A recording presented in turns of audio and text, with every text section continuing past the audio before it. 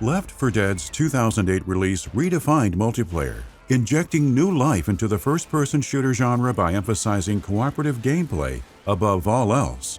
Series creator Turtle Rock Studios began tinkering with early versions of the concept on a whim, a bit of after-work fun not initially intended for public consumption.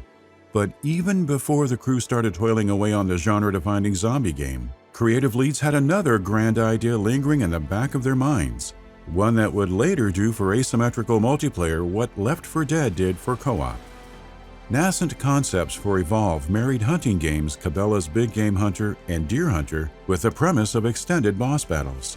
From there, Turtle Rock devised gameplay wherein a group of players would assume the role of hunters tasked with tracking larger-than-life monsters on an alien planet.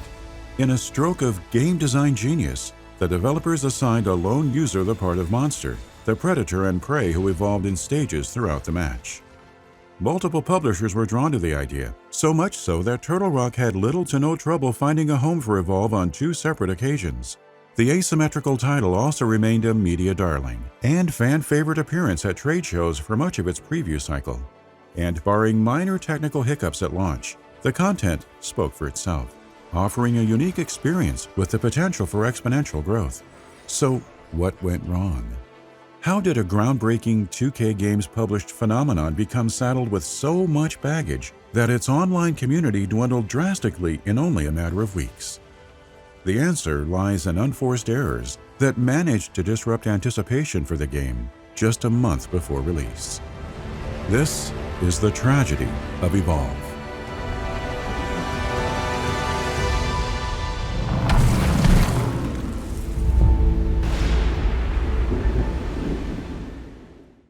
This video has been brought to you in part by Opera GX.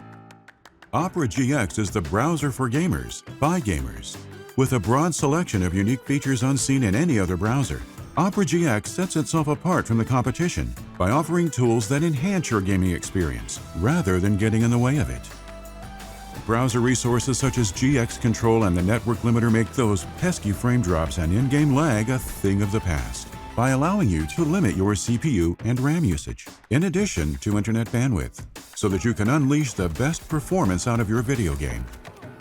Opera GX's sidebar with many integrated messengers such as Discord, Twitch, Instagram, and Facebook Messenger lets you chat on the fly with all your contacts while you're browsing the web. And with the GX player, keeping all your favorite songs from Apple Music, Spotify, and YouTube Music in one place is easier than ever. Opera GX also lets you customize your browsing experience with special themes, wallpapers, and colors. And with the GX Corner, you'll stay up to date with all the special deals, hot releases, and breaking news from the gaming world. Even switching browsers has been made easier than ever by Opera GX with their quick import tool. You can even choose to bring all your Google Chrome extensions with you. And with Opera GX's mobile companion, you'll have access to these features on the go. Press F to pay respects to traditional web browsers. Download Opera GX using the link in the description below. We'd like to thank Opera GX for sponsoring this video. Founded in 2002 by Michael Booth, Turtle Rock Studios spent its early days producing content for the Counter-Strike franchise. Valve absorbed and rebranded the developer as Valve South in 2008, just months prior to the PC and Xbox 360 release of Left 4 Dead that November. But after shipping Left 4 Dead and working on DLC for its sequel, the Southern California-based group knew very well the highs and lows of being a Valve-owned subsidiary. Co-founders Chris Ashton and Phil Robb told Game Informer that communication created the biggest divide, especially since 1,000 miles or more separated Valve's Bellevue, Washington headquarters from Valve South's Orange County offices. According to Ashton and Robb, the publisher's co-founder and president Gabe Newell suggested the Turtle Rock team regain its independence. Valve, of course, retained the Left 4 Dead IP, but signed the Turtle Rock name and logo back to Michael Booth and Company. Booth didn't remain in charge for long, however, thus leaving Ashton and Robb to step up as leading executives. Its workforce cut in half following the Valve split, the refounded development studio pondered next best steps. In doing so, the pre-Left 4 Dead Big Game Hunter-esque boss battle concept reared its head once again. Ashton and Robb considered pursuing Evolve on multiple occasions in the past, yet believed the technology at the time too weak to fully support their ambitious vision. The duo most notably had 1987's Predator film in mind, wanting to recapture the magic of soldiers in a jungle tracking a mysterious creature. Naturally, lush forests and dense environments were non-negotiable. And because Valve's Source engine couldn't fulfill such a tall order, the would-be creators of Evolve sat on the idea for several years. Crytek's state-of-the-art CryEngine technology changed things, however. Upon seeing the likes of Far Cry and Crysis in action, with their rich forests and stunning open areas, Turtle Rock felt that, at long last, its plans for a boss battle-laden versus game could finally come to fruition. Fortunately, Crytek licensed the engine, allowing the independent studio to kickstart production on Evolve in 2011.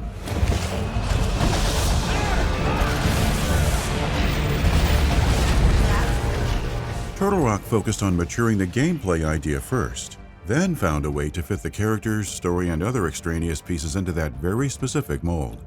The team borrowed heavily from its work on Left 4 Dead when outlining the core tenets of Evolve, due in large part to the lessons learned while developing the first entry in Valve's zombie-centric franchise.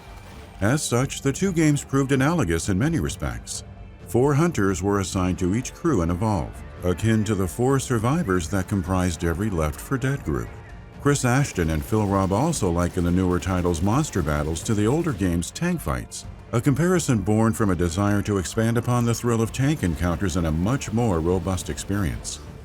In a 2015 interview with Shack News, however, the developers noted that not every facet of their first co-op title fit well within the confines of the new.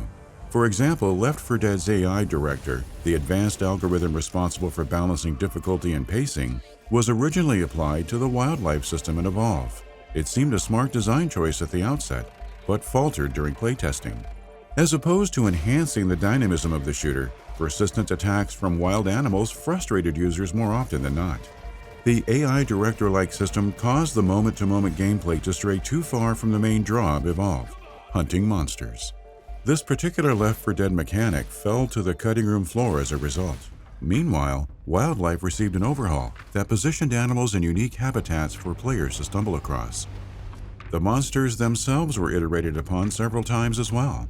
Goliath, the brutish King Kong and Godzilla-esque amalgamation, served as the first of Turtle Rock's beastly creations, though he initially began as a giant bipedal crab creature. The crustacean version of Goliath came equipped with 2 interchangeable claws, each one boasting specific abilities. One claw pierced enemies with a slow-acting poisonous tip. A grab claw acted as another type, capable of lifting hunters into the air.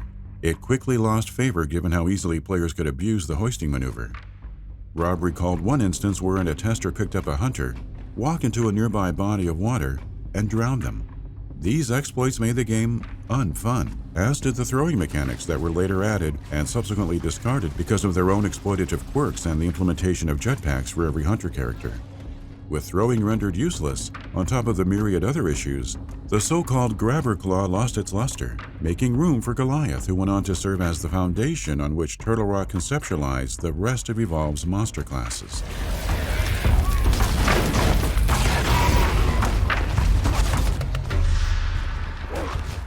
Even while ironing out the finer details, the team believed it had something special in the works. The trick was convincing a publisher to view the ambitious co-op shooter with the same level of enthusiasm, something studio heads Ashton and Robb knew next to nothing about. Ashton divulged in a Game Informer interview that Turtle Rock did talk to Valve, but said at the time, at least, that the latter had zero interest in funding a game. Various other publishers did see the appeal and approached the Evolve creators with compelling offers. However, THQ president Danny Bilson's passion sealed the deal, despite the publisher's financial difficulties. Money troubles at THQ engendered risk-taking, allowing the company to double down on its pursuit of AAA experiences. Turtle Rock understood as much, yet found itself rooting for the underdog, and especially took a liking to THQ's more hands-off management approach. After Bilson stepped down in May 2012, the Evolve crew maintained a great relationship with the publisher and its new president, Naughty Dog co-founder Jason Rubin. Akin to Bilson before him, Rubin expressed nothing but excitement for the asymmetrical multiplayer game. He played an integral part in some of the design choices too. As a big proponent of the free-to-play model, Rubin advised Turtle Rock developers to outline a similar content plan for Evolve, just in case the market demanded such a shift. The team readily followed his advice, specifically examining the way League of Legends sold extra characters as DLC. According to Rob, though Turtle Rock had no intention of adapting Evolve for free-to-play, Rubin's suggestion opened the door for the game's more robust roster of hunters. Unfortunately, THQ's risk-taking gamble failed to work in its favor. The publisher filed for bankruptcy in December 2012, later resulting in the auctioning off of its internal assets, Evolve included. Thanks to more sound advice from Jason Rubin, Turtle Rock bid $250,000 as a fail-safe, a last-ditch effort to save the title in case a second publisher never materialized. Once again, the developers went through the motions of pitching, trying to sell their peculiar concept to prospective buyers. Borderlands and NBA 2K publisher 2K Games jumped at the opportunity in January 2013, obviously seeing something in Evolve that warranted the IP's $10.8 million purchase. And though auction-related details confirmed the existence of Turtle Rock's new project, the public would have to wait another year and change to bear witness to the monstrous world of Sheer.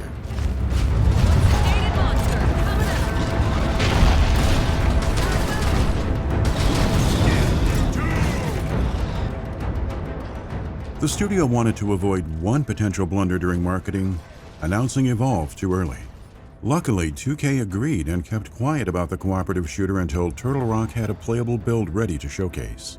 Thus, the two unveiled Evolve in January 2014 for Game Informer's February cover story, attaching a fall 2014 release window to the multiplayer game. It later bore an October 21st due date for PC and consoles, yet ultimately slipped into February 2015. The revised launch plans mattered little to onlookers whose anticipation continued to escalate whenever new gameplay footage made the rounds. Plus, the debut of Titanfall and Destiny meant sci-fi-themed multiplayer shooters had already enjoyed their big splash. 2015 was the year of Evolve, or at least was supposed to be the case.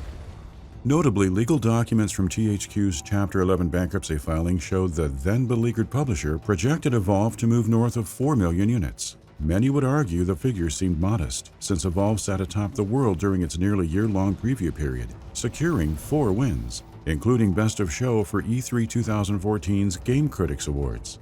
And impressively, 2.2 million matches were played during its open beta phase in January 2015, providing Turtle Rock with good telemetry as it tweaked the experience pre-launch. But these astronomical highs came face-to-face with devastating lows, due to decisions made beyond the production crew's control. Days ahead of Evolve's open beta, 2K unveiled pre-order bonuses and season pass plans that, at best, looked convoluted, and, at worst, set the stage for the nickel-and-diming DLC craze.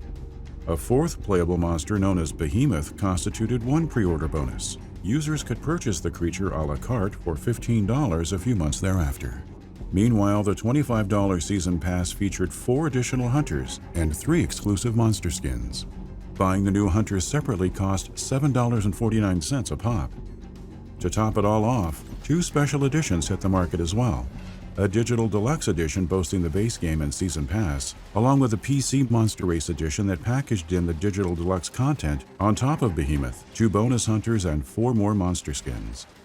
Phil Robb addressed the ensuing backlash head-on, assuring prospective players that because Evolve was content complete 2 to 3 months prior, no monsters or hunters were cut to satisfy post-launch DLC releases. Turtle Rock had instead used the extra time to fix bugs, meaning much of the Season Pass content wouldn't wrap production until after Evolve landed in stores. Rob added that, ultimately, Turtle Rock developed games and trusted its publishing partner to make the best decisions on how to sell them. And in the end, 2K's various bundles offered choice, reasonably priced options designed to ensure no one felt forced to spend more money than they personally deemed necessary. Rob's well-meaning statement had no mitigating effect on Evolve's quickly declining public perception, which seemed especially evident as time wore on. The title managed to top 2.5 million copies sold between February and May of 2015, resulting in 2K's parent company, Take-Two Interactive, deeming Evolve a key long-term franchise. Elsewhere, the writing on the wall implied something else entirely. Game Revolution noted that within 2 months of release, for instance, Evolve couldn't even secure more than 2,000 concurrent Steam players during a random weekend. Turtle Rock tried rebuilding its community by attracting lapsed users and newcomers with free offerings, yet such efforts hardly moved the needle. A continuously dwindling player base forced 2K and Turtle Rock to pivot in a direction Rob once insisted the asymmetrical shooter would never resort to: free-to-play. Rob and Ashton announced the free-to-play model for Evolve's PC version in a July 2016 letter to the community, speaking candidly about the DLC fiasco. The executives admitted Evolve's early pitfalls ruined enthusiasm for the game and damaged the team's attempt at fostering a magical pick-up-and-play experience. The drastic pricing model shift jettisoned Evolve's paywall while also ushering in a series of other fundamental changes. Interestingly, each hunter received an overhaul to reduce teammate reliance on skilled trapper and medic classes. Turtle Rock additionally enhanced the map and UI, then further fine-tuned the shooter by improving loading times, performance, and progression. Notably, PC served as the testbed, with the free-to-play build meant to land on PS4 and Xbox One at a future date. That day never came. Though Evolve's adoption of the freemium structure provided a boon that skyrocketed the Steam player count, Turtle Rock ceased post-launch support in October 2016. Ashton and Rob penned a joint letter to fans, explaining the decision wasn't theirs to make. The team had much more it wanted to explore with Evolve, including a free-to-play launch on console, but some things simply weren't meant to last, the game's longevity included. 2K officially pulled the plug 2 years later, removing the free version from PC and shutting down all dedicated servers.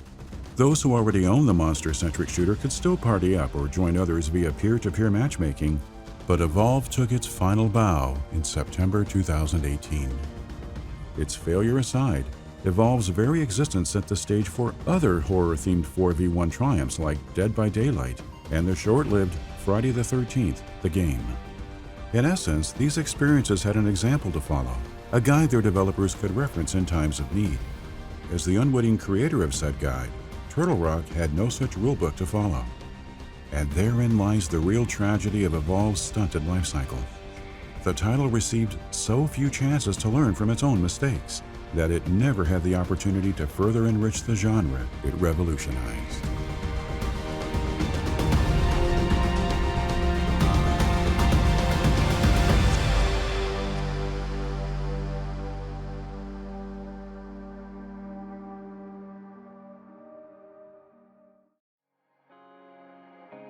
Thank you for watching. We'd like to take this time to thank, by name, the generous patrons who have pledged to our Hall of Fame reward tier: Alex Moretti, and those currently subscribed to our producer reward tier: Darirap Sigurdsson, GetWrecked.com, Landy K. Hayes, Milkshake. If you enjoy our content, please consider subscribing to our channel and backing us on Patreon.